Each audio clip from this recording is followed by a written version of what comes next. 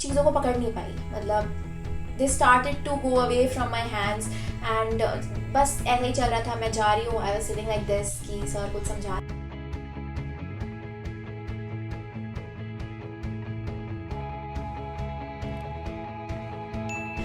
अब बच्चे मुझसे पूछ रहे थे दैट दीदी we want advice from you for 2024 aspirants जो कि 2024 में जेई दे रहे हैं. So I wanted to tell you कि ये 2024 में जो दे रहे हैं that means that they are in 12th.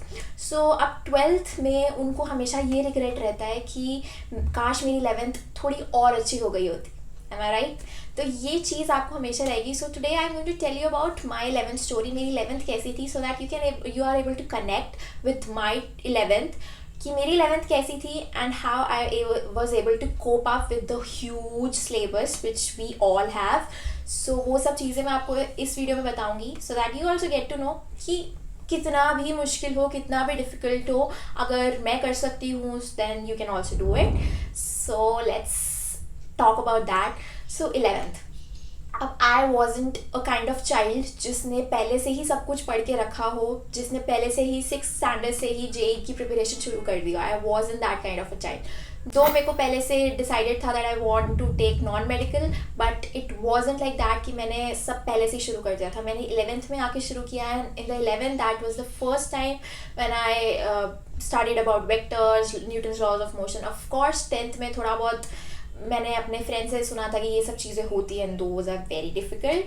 मतलब वो उनको ऑब्वियसली 10th वाले बच्चों को तो डिफ़िकल्ट ही लगेंगी ना, but if you go in to 11 then you are kind of adjusted to it. अगर आप 12th में ये सब चीज़ें देखते हो तो it's just cake walk for you, not cake walk. But हाँ, मतलब आपको यह है कि यार वेक्टर्स तो हो जाएंगे, इट्स ईजी. बट 11th में आने के बाद यार वेक्टर्स पता नहीं क्या चीज़ है, IJKLM पता नहीं क्या चीज़ है, तो आपको ऐसा लगता होगा. सो मेरे को भी लगता था, but like initial few days in my 11th they were super good. I was able to score well, I was able to get good marks and I was able to change my batch from second to first in FITGI. तो वो सब अच्छा चल रहा था. And then somehow इतना सब कुछ होने के बाद, मतलब शुरू में थोड़ी बहुत चीज़ें फिर भी ईजी होती है and you have that spirit यार IIT क्रैक करना है, मतलब मज़ा आ जाएगा IIT क्रैक करके.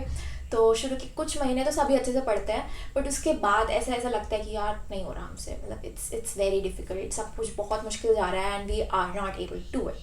सबके साथ ये कहानी है, मेरे साथ भी थी. तो धीरे धीरे जो मेरी परफॉर्मेंस थी that started to go down. इतनी भी नीचे नहीं गई थी, मतलब ऐसा था कि कुछ ना कुछ कॉलेज अच्छा मिल जाएगा बट नॉट IIT, क्योंकि अभी नहीं हो रहा तो 12th में कैसे होगा, 11th में नहीं हो रहा तो and 12th is maybe more difficult than 11th.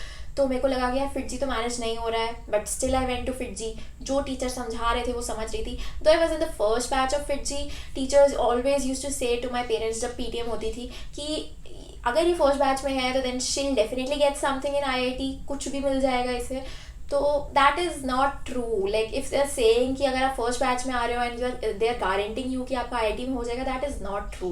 Because मेरे बैच में बहुत सारे लोग थे, इनफैक्ट काफ़ी ज़्यादा लोग थे विच couldn't even get NIT.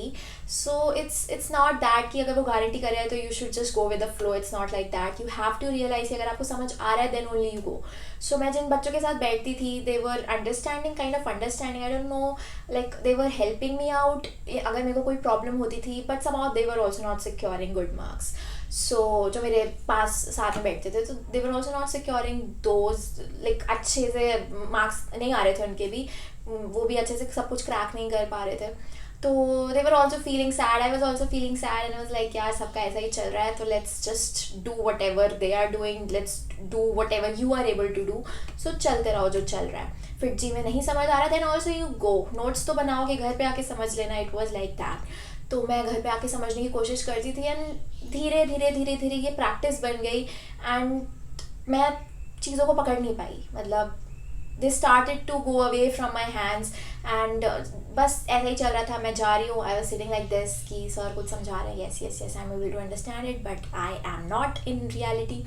तो वो सब चलता रहा. मैं नोट्स बना रही हूँ, नोट्स घर जाके कोशिश कर रही हूँ पढ़ने की and at one point of time I even stopped revising those notes, मतलब कि देखना भी मैंने बंद कर दिया कि क्या पढ़ाया क्या नहीं, मैं बस साइड में रख देती थी। And I started to study from YouTube.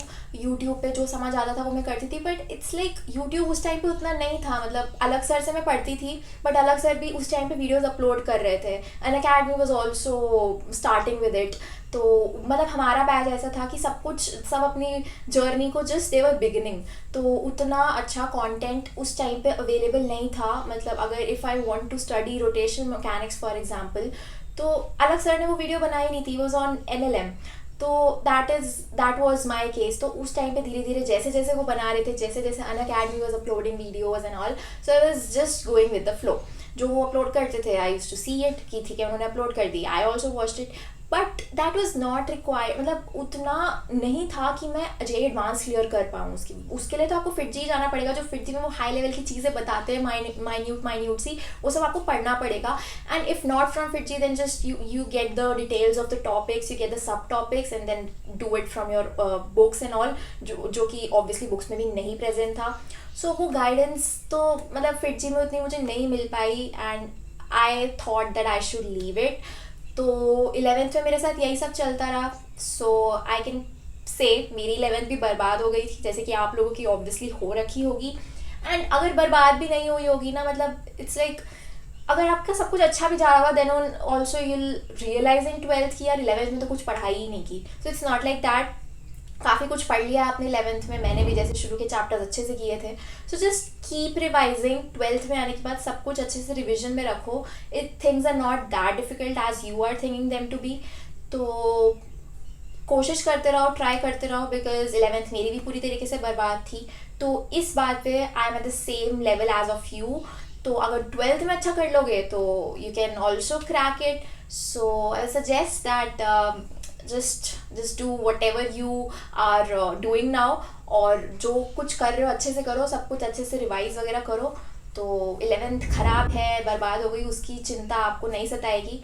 But at the end of the day I would like to say कि मेहनत तो आपको आपकी लाइफ में करनी ही पड़ेगी। अगर आप अभी मेहनत नहीं करते हो इन 2 साल में, then for getting jobs you have to work hard. I am not saying कि आईआईटी में आने के बाद आपको ऐसी अचानक से जॉब्स मिल जाएंगी, even I am struggling to get that. So it's just that you'll get some sort of edge over others जो कि प्राइवेट कॉलेजेस में है। जस्ट से कि मेहनत करो, अच्छे से करो, अभी नहीं तो बाद में करनी पड़ेगी। So why not do it now, ताकि बाद में जाके थोड़ी सी कम करनी पड़े। So that was about it, about my 11th, about how it went. So I would wish all the best for everyone who are appearing in 2024 and 2025. So that was it. Bye bye.